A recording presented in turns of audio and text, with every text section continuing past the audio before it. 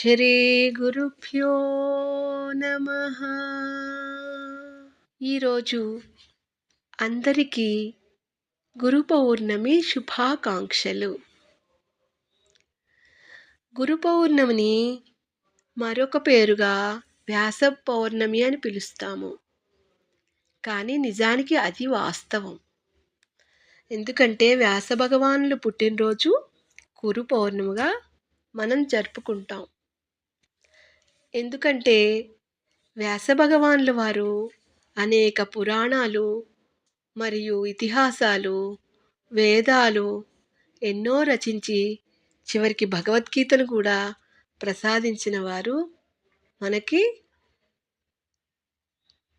వ్యాస భగవానుల వారే.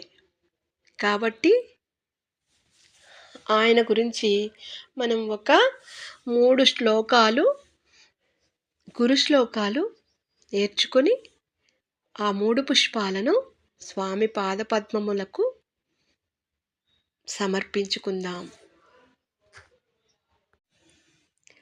అఖండమండలాకారం వ్యాప్తం యేన చరాచరం తత్పదం దర్శితం యేన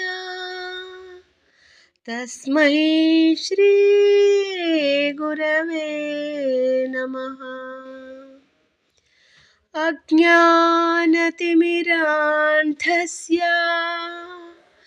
జ్ఞానాంజనశలాకయః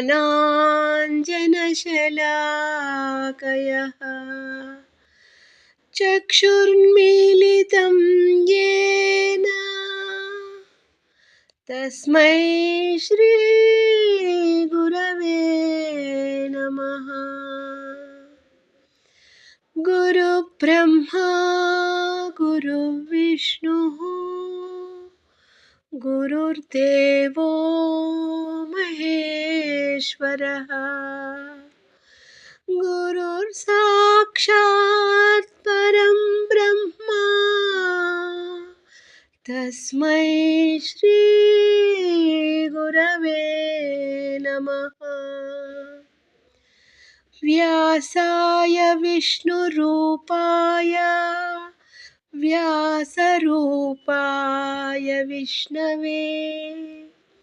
ఈ విధముగా మనము స్వామి పాదపద్ములకు